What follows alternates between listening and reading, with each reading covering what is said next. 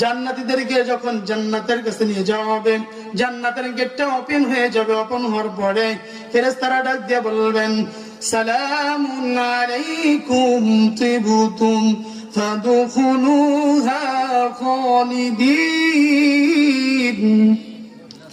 আল্লাহ তাআলা ডাক দিয়ে বলবেন, ওই জান্নাতে যত ফেরেশতা আছে, ওই ফেরেশতারা জান্নাতীদেরকে ডাক দিয়ে বলবেন, তোমাদেরকে সালাম, তোমাদেরকে সালাম।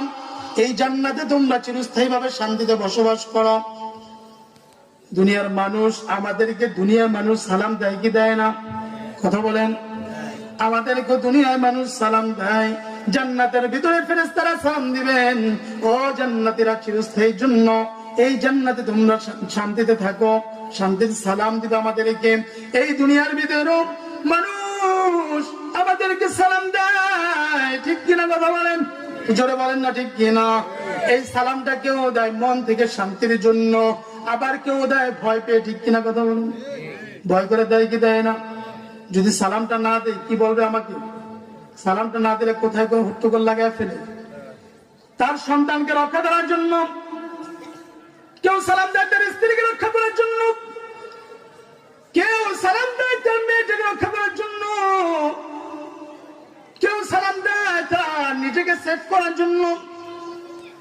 ভাই, মানুষের সঙ্গে এমন একটা আচরণ করুন, এমন একটা ব্যবহার করুন, মানুষ যেন আপনাকে ভয় পেয়ে না, আপনাকে যেন মন থেকে সালামটা দেয়। কারণ চিরকাল কিন্তু আমরা কেউ এই দুনিয়ায় থাকবো না, ঠিক কিনা? কথা বলেন। এই মাদারীপুর শিবচরে আজ থেকে আমি তো আপনাদের এই ময়দানে এই বছর নিয়ে 7 বছর কথা বলি।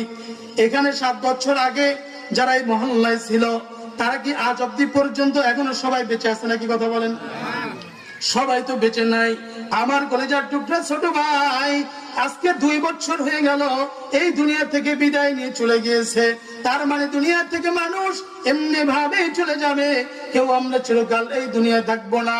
এই জন্য মানুষের সঙ্গে আমাদের আচরণটা সুন্দর করতে হবে। আল্লাহ পাক রব্বুল আলামিন দেখতে বললেন, কুল ইন্নাল মাউতাল্লাযী তাফিরুনা মিনহু ফাইন্নাহু মুলাকীকুম থুম্মা তুরাদ্দুন ইলা আলিমিল গায়ব। ওরা দুনিয়ার মানুষ মৃত্যু থেকে বাঁচার জন্য যত চেষ্টাই করো না কেন, তবে নবী আপনি জানিয়ে দেন এই বান্দা কখনোই মৃত্যু থেকে বাঁচতে পারবে না। আজকে যদি এই মাদারীপুর শিবচর কেউ অসুস্থ হয়, তাকে বাঁচানোর জন্য আপনারা যদি এখান থেকে ঢাকা নিয়ে যান,